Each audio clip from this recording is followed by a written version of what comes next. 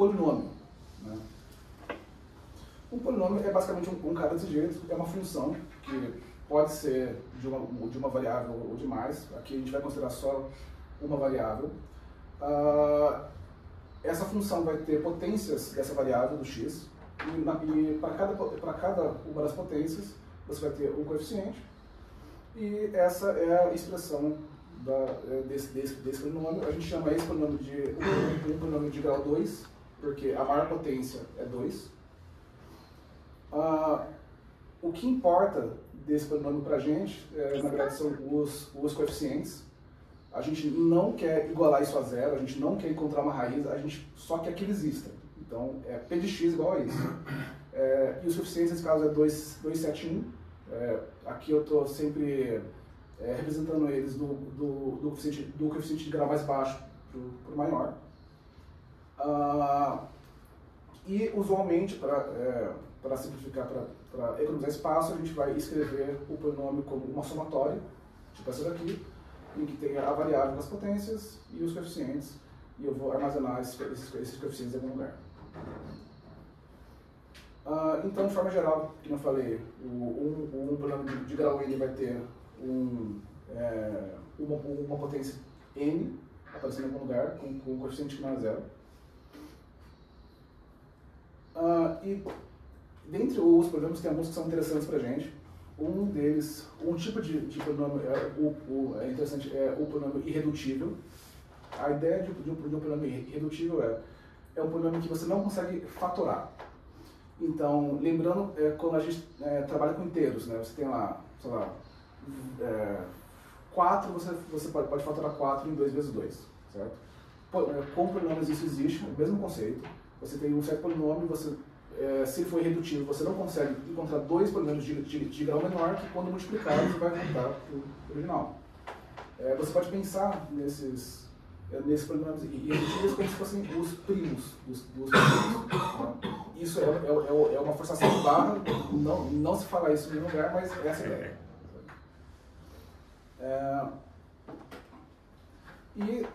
Dentre os polinômios irredutíveis, existe um que é muito legal, são os polinômios ciclotômicos. Um polínômio ciclotômico tem essa definição que ele consegue dividir. Então, o enésimo polínômio ciclotômico é um polinômio que consegue dividir x a n-1, mas não divide x a k-1 para nenhum k menor que n. Então, se você tem esse n, por exemplo, 10, e você for testando Ks de 0 até 9, nenhum deles pode ser dividido por esse polinômio. Um caso especial que a gente gosta muito é quando o n é uma potência de 2, porque nesse caso todos os ciclotômicos vão ter esse formato aqui. Vai ser a variável de maior grau mais 1. O legal disso daqui é porque você consegue ter operações muito eficientes, e em particular você casa isso aqui muito bem com a FFT. Eu vou explicar isso mais pra frente, mas enfim, isso é algo bem legal. Outro assunto importante é números complexos. Então, a gente entende que existe... eu gosto de pensar nisso como uma brincadeira que fica séria, né? Então, a gente entende que existe um certo número i, que ao quadrado vai dar menos 1, certo? E eu escrevo um número que eu chamo de complexo, que tem esse formato. Um a mais i vezes o b, onde o a e o b podem ser reais, são reais, né? Isso daqui é uma representação simbólica. Você não quer multiplicar o i pelo b, você não quer somar nada com nada, você escreve assim, porque esse é o formato que você vai... Mas isso aí não é um número neutro? Não, é minúsculo e, pô. Brincadeira. Não deu pra resistir. Enfim, continuando. O que você importa... Você se importa aqui com uma coisa que é o a e o b. Então, o a gente chama de parte real do número complexo, o b a gente chama de parte imaginária do número complexo. Na prática, quando você brinca com essas coisas, você implementa isso, você guarda essas duas formações. Certo? A e B é o que importa. Existem algumas operações que você define para números complexos. Eu não vou apresentar todas, eu vou mostrar adição e multiplicação quase que por curiosidade mesmo. Se você tiver dois números complexos, então, uma coisa importante, A mais IB é um número complexo, não são dois, é um número complexo. Então, se você tiver dois números complexos, A mais IB e C mais ID, uma adição é simplesmente você soma a parte real, da parte real, e soma a parte imaginária para ser a parte imaginária. Uma multiplicação é só fazer a distributiva e agrupar cada um dos termos. Então você vai ter essa expressão para a parte real e essa expressão para a parte imaginária. E é isso daí. Ok, de números complexos, acho que é isso que é importante por enquanto. Só essas definições. Dois tipos de definições que também é legal lembrar, que para mim, pelo menos, é sempre muito difícil de memorizar, então eu gosto sempre de passar para ela de novo. Uma delas é o que é uma propriedade de associatividade, o que é uma operação que é associativa. Então, uma operação é associativa se você conseguir fazer esse negócio aqui. A operação B e depois a operação C vai ser a mesma coisa do que fazer B, a operação C e depois A. Por exemplo, na adição, 2 mais 3 e depois mais 4 é a mesma coisa de 2 somado com o resultado de 3 mais 4. Então, aqui a gente tem uma associatividade. Para a multiplicação, mesma coisa, 2 vezes 3 e depois vezes 4 é igual a 3 vezes 4 e depois vezes 2. A outra propriedade é a comutatividade. Uma operação é chamada comutativa, se você puder inverter a ordem dos operandos. Então, A, operação B é igual a B, operação A. De novo, adição, 2 mais 3 é igual a 3 mais 2. 2 vezes 4 é igual a 4 vezes 2. Então, associatividade e comutatividade. Um outro conceito que é importante são os elementos neutros, que também podem ser chamados de elementos de identidade. Um elemento é neutro se para um certo conjunto, então isso é importante, o elemento ele é neutro para um certo conjunto. Se para um certo conjunto e para uma certa operação, você voltar para o outro cara. Então, o elemento neutro nessa operação é igual ao A. Ele não agrega nada, ele não muda nada, você fica sempre no A. Na adição é o 0, na adição de reais ou de inteiros é o 0, na multiplicação é o 1, porque A mais 0 é A vezes 1 é A. Então 0 e 1 são os elementos neutros aqui. Você pode ter elementos neutros completamente diferentes disso para certos conjuntos, para outros casos. Você pode ter elementos neutros para polinômios, por exemplo. Pode ser bem maluco. E a última definição que eu vou mostrar são as inversas. Né? Então, de novo, para uma certa operação, um certo conjunto, um elemento é chamado de inversa se um A vezes esse elemento, você chega no elemento neutro. Então, para adição, se você tiver o A inversa vai ser o menos A, o elemento neutro que é 0, né? Para a multiplicação, a inversa vai ser 1 sobre A. Aqui, na verdade, eu estou me deixando ser bem pouco formal, porque esse 1 sobre A pode ser coisas diferentes. Mas existe uma inversa que multiplicado pelo A vai dar 1. No caso, aqui seriam os reais. Né? Se fosse inteiros, vai ser outro assunto, mas enfim, os reais. Sim. Legal. Sabendo essas coisas, agora eu vou definir 4 estruturas que são importantes de lembrar. A primeira, mais básica, é um grupo. Um grupo ele é um conjunto que é relacionado com uma operação. Então, um grupo não existe por si só, ele tem que estar associado com uma operação. E ele tem que ser associativo, tem que ter um elemento neutro E todos os elementos desse grupo têm que ter uma inversa. Se você tiver isso, isso é um grupo. Se além disso, você tiver a comutatividade, então esse grupo é chamado de abeliano. Né? Um exemplo são os inteiros com adição.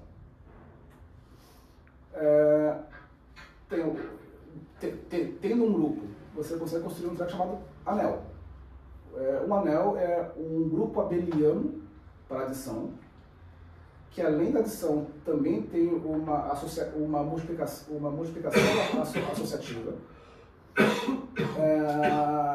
Você tem o elemento neutro para multiplicação, né? E você tem essa propriedade aqui da distributiva. Então, os inteiros. Então, percebe, para adição eu preciso ter mais coisas do que para multiplicação. Para adição eu tenho um grupo abeliano, para multiplicação não necessariamente. Isso é um anel. Isso. Outros dois, ou quase, sei lá, 1,5 estruturas que são interessantes, é o corpo, em inglês eu chamo de field, em português é corpo. O corpo, ele é um conjunto que é um grupo abeliano para adição, com um certo elemento neutro para adição. Tirando o elemento neutro, você também tem também é um grupo abeliano para multiplicação, multiplicação, certo? Com um certo elemento neutro e sei lá, como chamar isso? E isso implica que todos os elementos, tirando o neutro aditivo, tem uma inversa, né? E a distributiva se mantém. Então você vê, um corpo é um anel mais restrito, né? Porque você também impõe condições para a multiplicação, além da associatividade. Se esse corpo ele tiver um número finito de elementos, a gente chama ele de corpo finito, né? Ou de corpo de Galois, você vai encontrar em alguns lugares.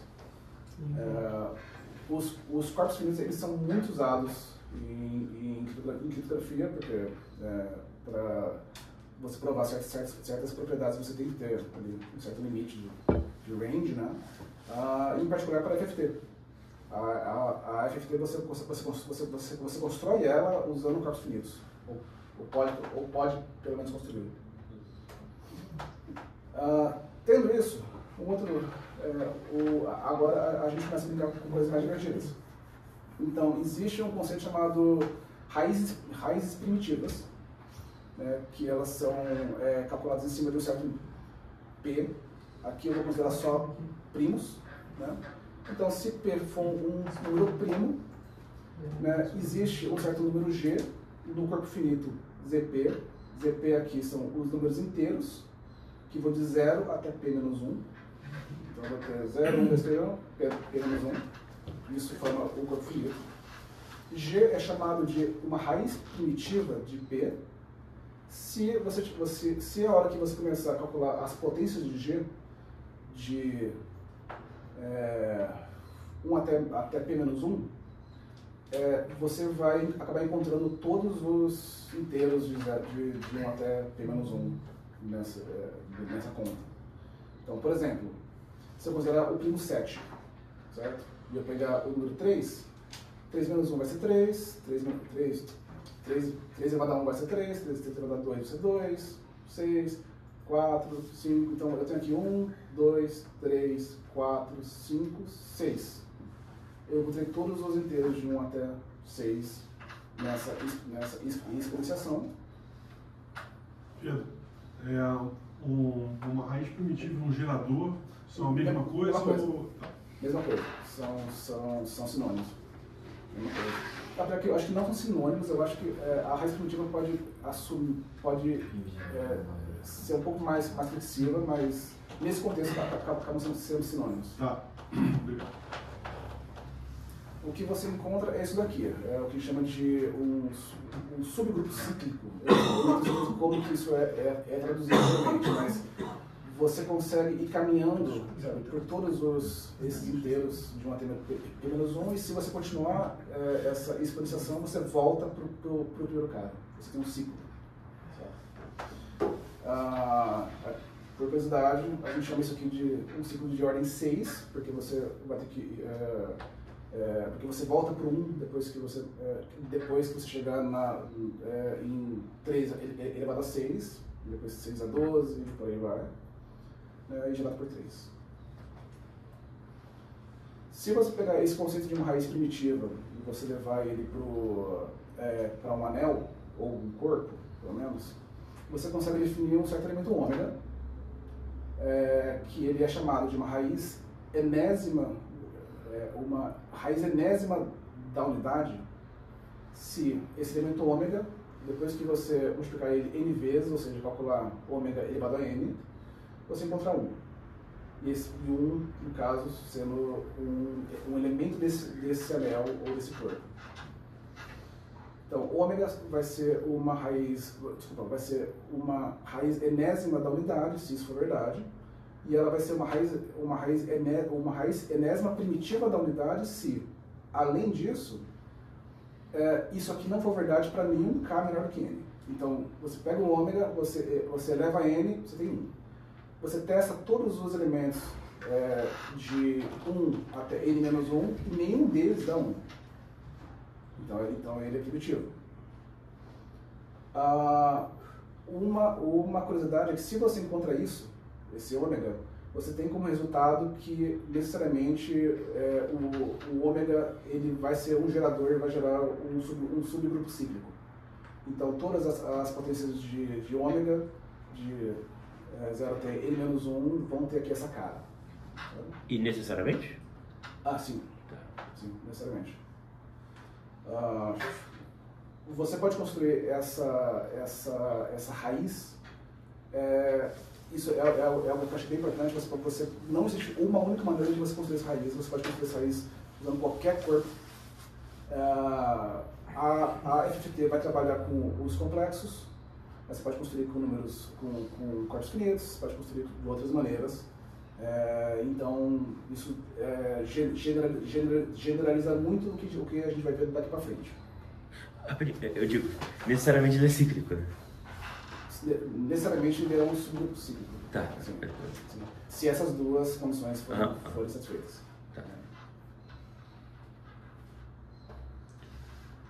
Legal. Agora indo mais para frente. Então, na escola, a gente aprende a fazer multiplicação polinomial. Né? Então, para dois polinômios, aqui eu vou sempre considerar polinômios que têm o mesmo grau. Você pode considerar que se você quer fazer uma multiplicação polinomial de um grau de um polinômio que tem graus diferentes, uma, sei lá, 10 ou outra 5, você pode pôr um padding aí no 5 e chegando no 10. Ao menos na representação de coeficientes. Você vai encher de zeros e também você vai ter lá 10 elementos de um lado e do outro. O produto desses dois polinômios, né, vai ter essa cara. Né, então o grau vai aumentar de n, vai para 2n menos 1. 2n menos 1, é isso? Acho que sim. Fica confuso, enfim. O grau vai se somar, certo? Isso vai ser 2n menos 1. E os coeficientes desse produto vão, cada um desses CKs vai ser calculado como essa somatória aqui. Então, se você imaginar que esse K vai de 0 até 2n menos 2, isso aqui tem uma complexidade quadrática, do que eu falei. E isso é muito ruim, né? Porque o N pode ser muito grande e você vai levar um ano para fazer essa conta. E você tem que pensar que uma multiplicação polinomial não é a atividade fim, você tem ela como um step no meio de um monte de coisas, você quer que aquilo seja muito rápido. Né? Para a gente lidar com isso de uma maneira mais eficiente, a gente usa o conceito de uma transformada. Uma transformada é simplesmente um processo que vai converter uma coisa em outra. De forma que, quando convertido, essa outra coisa você vai expor uma estrutura que está ali dentro, matemática, que pode estar escondida no formato original. Isso pode ter vários significados, pode ter um significado matemático, pode ter um significado físico. Eu já ouvi falar sobre gente usando esse tipo de coisa para processar sinal de áudio, enfim. Eu não vou me importar com nada físico aqui, eu só vou me importar com o que eu consigo obter usando esse conceito para polinômios. Então existe um certo tipo de transformada que a gente gosta, que é a transformada discreta de Fourier, a DFT. Né? E a DFT tem a seguinte estrutura. Então, suponho que eu tenho um ômega, que é uma raiz enésima primitiva da unidade, certo? E eu tenho um certo vetor, y, certo? Que tem N elementos, eu estou contando de 0 até N menos 1. Se eu construir essa matriz, que chama a matriz de Vandermonde, em que cada elemento dela é uma potência de ômega, então a primeira raiz, a primeira linha são as potências 0, né? A segunda vai ter 0, vai ter ômega elevado a 0, ômega elevado a 1, ômega elevado a 2 até N menos 1. A terceira linha, você vai dobrar essa exponenciação e vai de 0, 2, 4, por aí vai. Até o último elemento, que é o ômega elevado a n menos 1 ao quadrado. Eu pego essa matriz e eu multiplico pela minha entrada, né? Então, lembrando, uma multiplicação polinomial nesse caso, você vai pegar a linha da matriz nesse formato, né? Vai multiplicar pela sua entrada, elemento a elemento, e somando o resultado, isso vai te dar x0, depois x1 e por aí vai.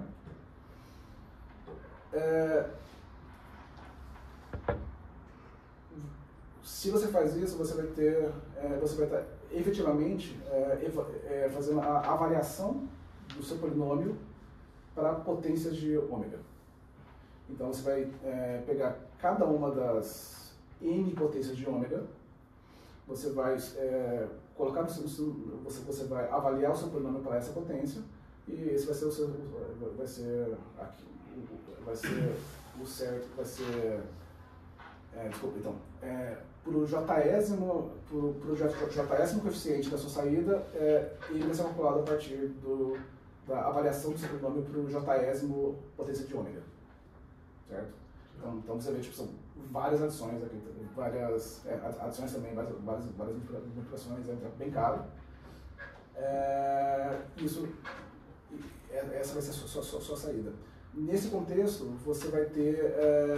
você vai construir o ômega geralmente, como aqui esse cara, que é o E, que é o número neperiano, elevado a 2πi sobre n. Então isso aqui é uma exponenciação complexa. Como que você calcula isso, não importa. Mas você pensa nisso como um número, ele existe, você vai armazenar ele em algum lugar. Na prática, você vai armazenar essas potências. E quando você for ler sobre implementações baseadas nisso, essas potências são o que chamam de twiddles, são os twiddles factors. Então, um exemplo prático, para quem gosta de números, né? Suponha que você tem aqui esse vetor de entrada, 1, 2, 3, 4. Né? O n aqui vai ser 4, então o seu ômega vai ser simplesmente i, certo? Essa é a sua matriz de Vandermonde, e você vai fazer essa multiplicação que nem eu expliquei. Né? Então, para o primeiro elemento, o x0, vai ser simplesmente, todo mundo é 1, você soma todo mundo, 10. Depois, tem esse i menos 1, menos i, muda um pouquinho. Tem que lembrar aquelas propriedades de adição e multiplicação que eu falei. Você agrupa a parte real, agrupa a parte imaginária, menos 2 mais 1, e por aí vai. Pronto. Então, tendo essa entrada, que você pode pensar que são coeficientes de um polinômio, esse vai ser o formato daquele polinômio no domínio de Fourier. E o que é legal nisso? suponha que eu tenho dois polinômios, A e B, que estão no que a gente chama de domínio padrão. É o jeito que eles chegam para você. E você quer multiplicar esses dois. Isso. E suponha que você quer multiplicar esses dois. A primeira etapa seria você aplicar a DFT em A e depois em B. Eu vou ter aqui agora A expresso no domínio de Fourier e B expresso também no domínio de Fourier. Como eu falei, nesse domínio você consegue calcular o equivalente a essa multiplicação de polinomial simplesmente fazendo uma multiplicação coeficiente a coeficiente. Muito mais simples, muito mais rápido. Pronto, você fez. Agora você tem C no domínio de Fourier. Você aplica uma transformada inversa da DFT, que é basicamente você calcular a inversa da matriz de Vandermonde. E pronto. O resultado vai ser C, que é exatamente A vezes B. Certo? O problema disso daqui é que, como dá para imaginar, a DFT, como você tem que construir aquela matriz N por N, ela é muito cara. Você paga N quadrado para você fazer aquela conta, além de que seria extremamente caro para você armazenar todas aquelas potências. Então, na prática, você não usa isso em lugar nenhum. O que você faz? Você usa a FFT. A FFT, eu penso mais nela como um algoritmo, mais do que uma transformada, porque ela, na verdade, está aplicando a DFT internamente. E ela é chamada de rápida porque, em vez dela ter esse custo N quadrado, ela vai ter uma complexidade muito menor de log N. E ela faz isso quebrando o seu problema em problemas menores. Então você tem o seu problema grandão que você quer aplicar a DFT nele, você vai quebrar ele em dois, depois recursivamente quebrar cada parte em dois de novo, até que você chega embaixo com problemas pequenos, de grau muito pequeno, e aí sim você aplica a DFT em cima deles. Geralmente a gente gosta de fazer isso quando o N é uma potência de 2, porque quebrar o seu polinômio em partes menores de 2 em 2, se não for potência de 2, vai ser mais difícil. Isso não perde generalidade, porque de novo você pode sempre pôr um padding no final e aumentar os seus coeficientes, né? E isso é o que faz toda essa brincadeira ser relevante. Porque se a gente tivesse que trabalhar com DFT, não faria nenhum sentido, porque se você tiver que calcular uma DFT ou só fazer aquela school multiplication, você faria só aquela multiplicação, porque é mais fácil. Essa estratégia que eu só dei uma ilustrada é a famosa dividir para conquistar. Né? Então você tem aqui o seu polinômio, P, de grau N, N menos 1, na verdade, desculpa. Você vai usualmente quebrar ele em partes, pegando os coeficientes de potências pares e os coeficientes de potências ímpares. Então, nesse caso, você teria dois polinômios com os coeficientes A0, A2, A4, por aí vai. E o outro polinômio com coeficientes A1, A3, A5, por aí vai. Certo? É fácil ver que essa somatória aqui vai voltar para o seu polinômio P original. Certo?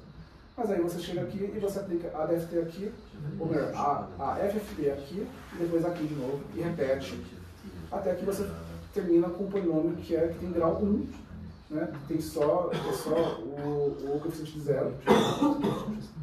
A DFT desse cara é esse cara, não muda, e aí você volta o nível, e aí você vai aplicar a DFT em um polinômio de grau 1, certo?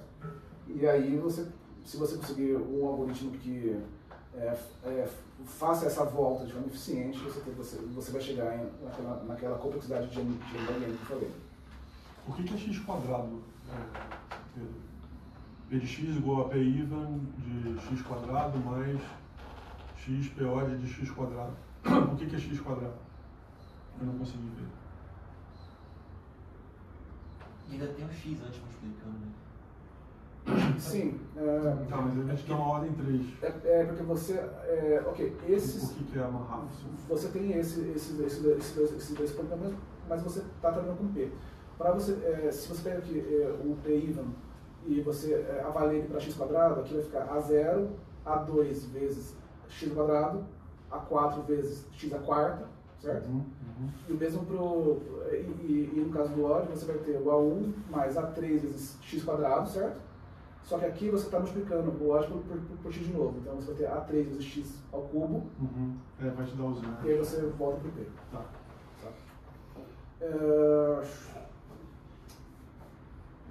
Enfim, essa é a ideia. Eu não vou apresentar esse algoritmo, acho que o Bartosa vai ter esse prazer. Mas quando vocês... enfim, eu queria mostrar de onde que isso vem, como que isso é construído e por que isso existe. Agora, coisas legais que você pode fazer com isso. Não sei quem está familiarizado com criptossistemas baseados em reticulados, mas isso é basicamente o que a gente usa em FHI hoje em dia. Tipo, todos os principais esquemas são baseados nisso. Né? E esses esquemas geralmente definem um RQ, que é essa coisa aqui. Tipo, o corpo finito é ZQ, então inteiros que vão de 0 até Q menos 1, para um certo Q'. E esse cara aqui é o enésimo ciclotômico, que eu citei lá atrás. Então é um polinômio irredutível, que não vai dividir ninguém, nada que tenha uma potência menor do que n, enfim, aquela definição. Esse RQ é um anel de polinômios em que os coeficientes estão em ZQ e o grau máximo do polinômio é n-1. Tá? Então, RQ tem polinômios. Quando você faz uma...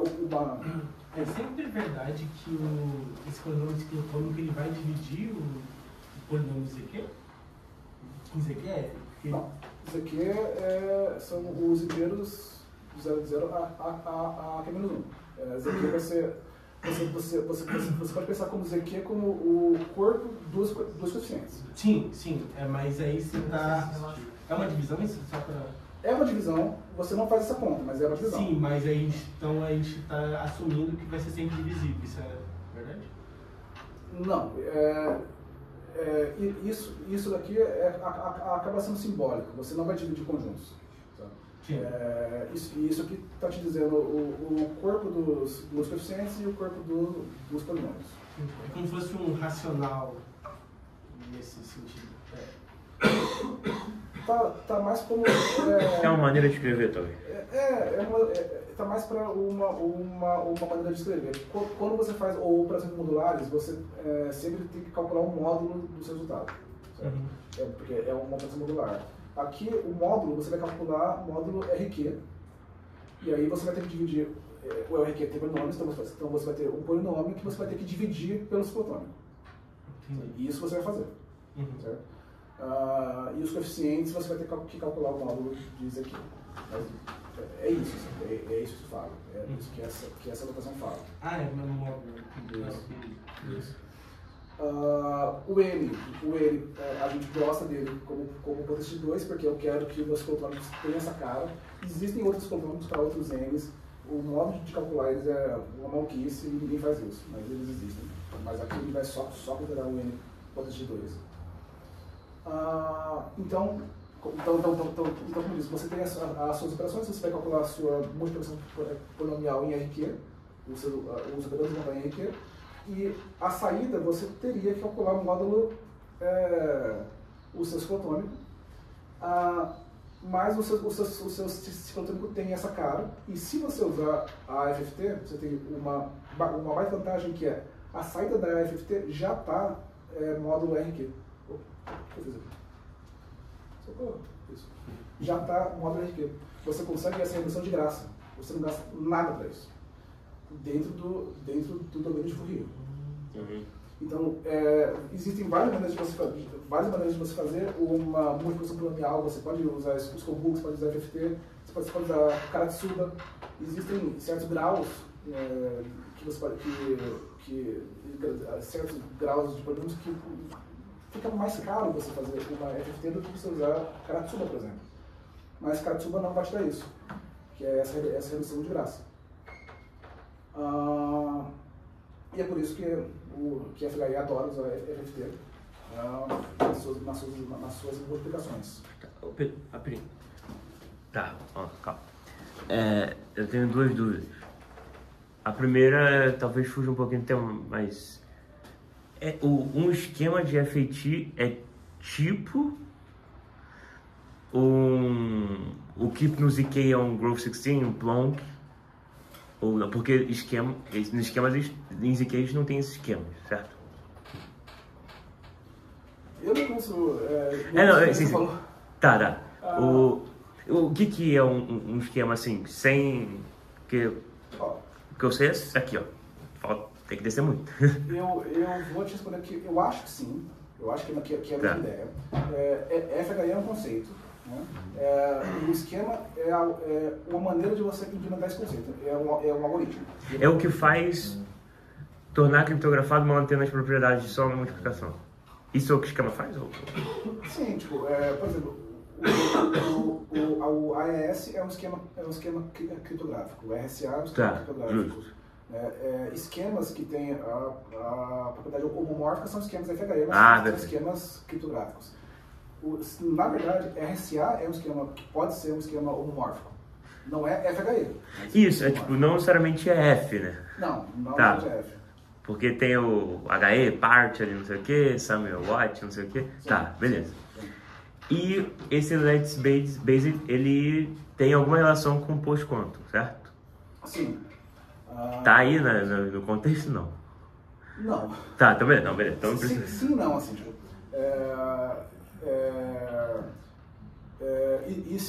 esquemas LETs, baseados em reticulados, eu não sei dizer se todos são, mas os esquemas que a gente trabalha hoje são todos resistentes a ataques quânticos. Justo. Resistente a quê, desculpa? A ataques quânticos, tá. Ataques de computadores quânticos. Né? Então, isso é um trabalho legal deles. E além disso, eles também são FHI.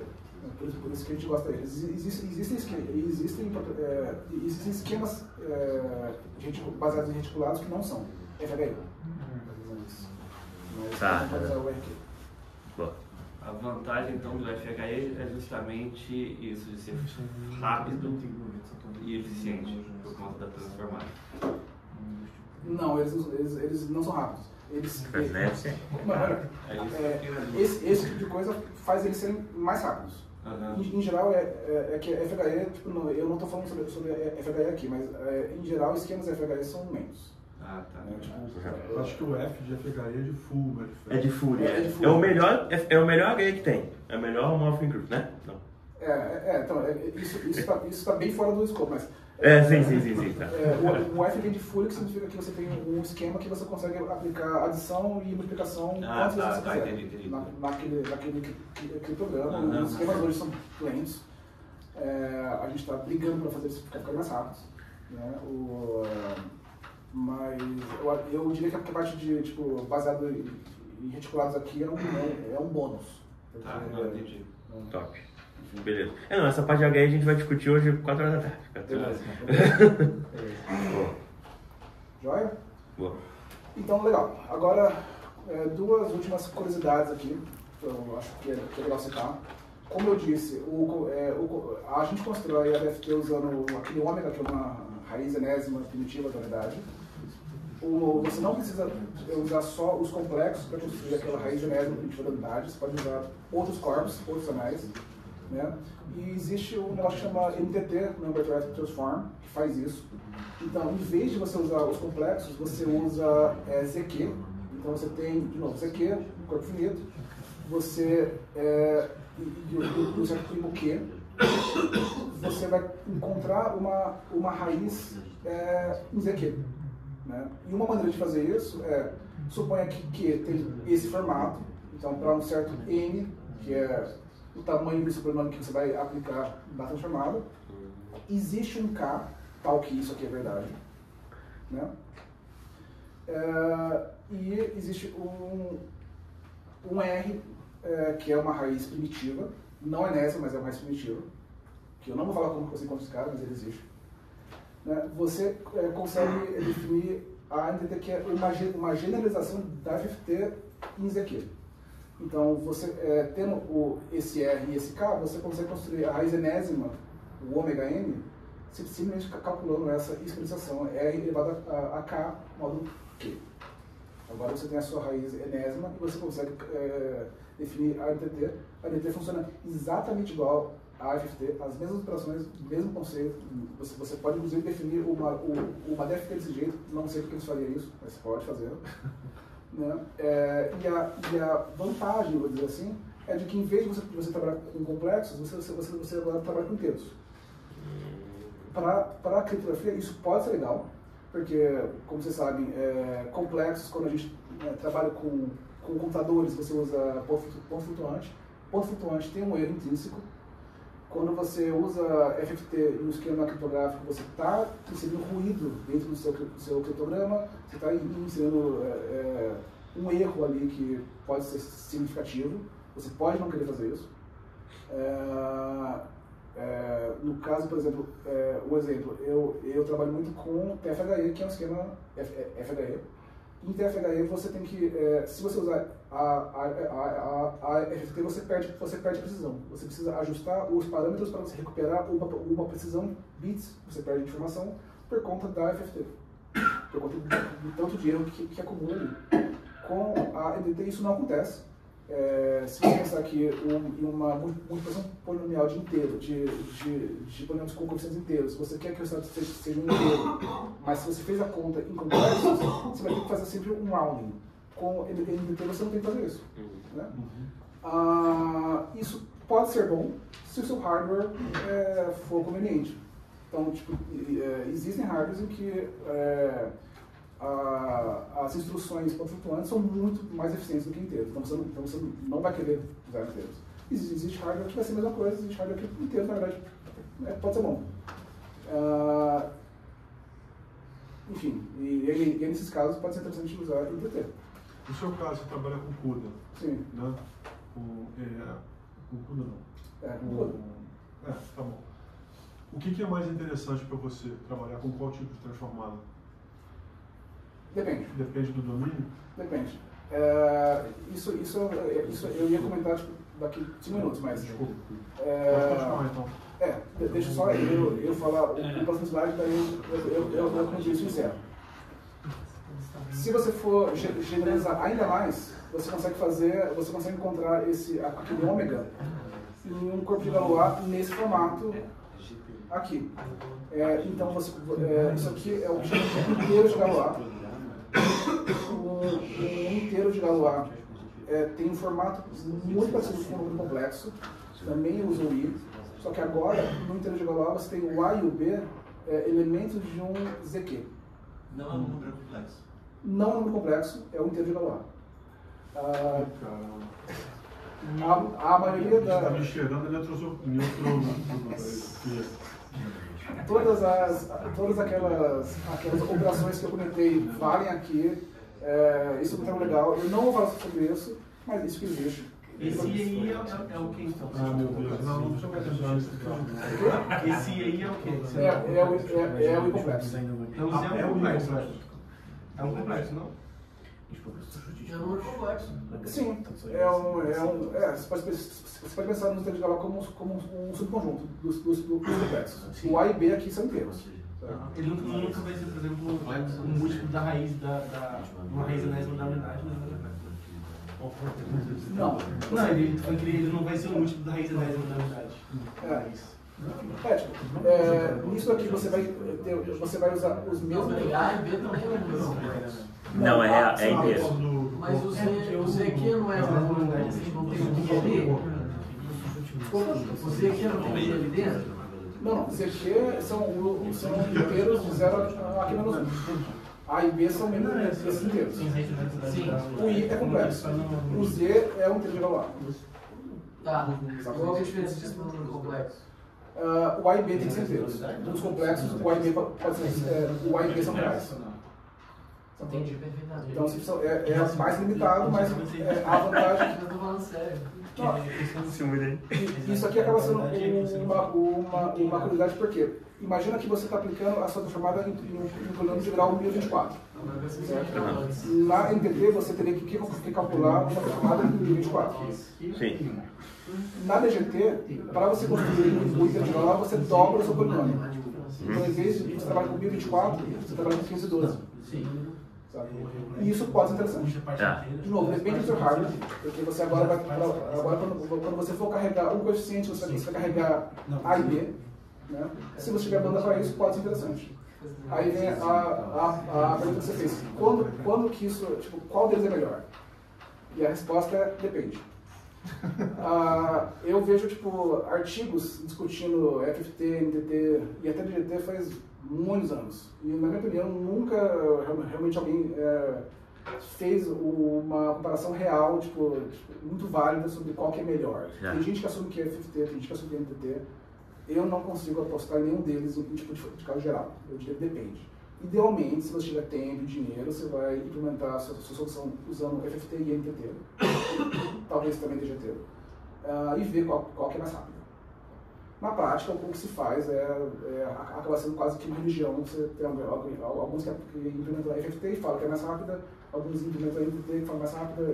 Faz 2 semanas que eu revisei um paper do pessoal falando que tinha implementado a FFT porque ela é claramente mais rápida, e eu falei... Assumiu isso, assumiu. Claramente mais rápido. Trivial. É fácil ver aqui. É fácil ver aqui. Depende. Fica como exercício para o leitor. Fica como exercício. E era isso daí. Eu espero que eu tenha... Eu espero que eu tenha ajudado um pouquinho isso aí. Agora eu vou passar a bola para o Bartos. Aqui não apareceu, não sei porquê, mas eu mandei esses slides no Discord. Eu coloquei como referência algumas coisas que foram interessantes, entre elas minha tese, minha dissertação de mestrado, da faculdade. Joia.